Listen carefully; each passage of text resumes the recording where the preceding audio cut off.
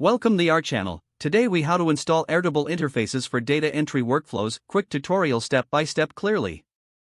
Open your Airtable base where you want to create the interface.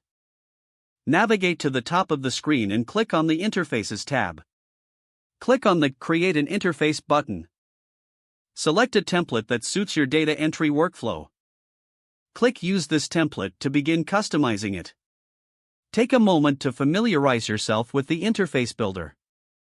Drag and drop elements from the sidebar to the canvas for your layout. Adjust the size and position of each element as needed. Click on each element to configure its settings. For form elements, connect them to the appropriate fields in your Airtable base. Customize any labels or instructions you want to provide for each input. Add any additional elements, like buttons or views, to enhance user interaction.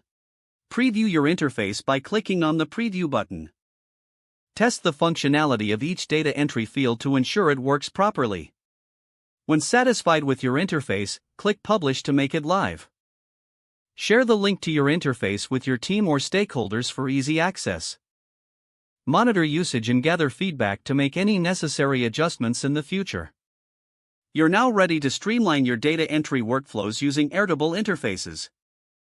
If the page does not load, refresh the browser or try again in a private or incognito window. Make sure you are using the correct email address, then retype it carefully to avoid small typos. If your password is not accepted, use the reset option and create a new strong password you can remember. Check your spam folder for verification or security emails, then complete any requested confirmation steps. Enable two-factor authentication if available to improve account security and reduce unauthorized access risk.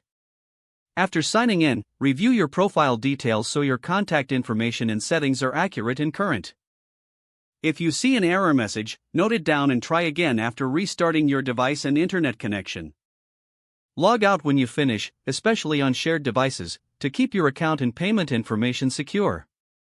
If the page does not load, refresh the browser or try again in a private or incognito window.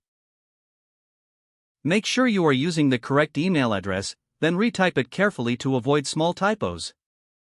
Don't forget to like this video and subscribe to our channel for more step-by-step tech guides.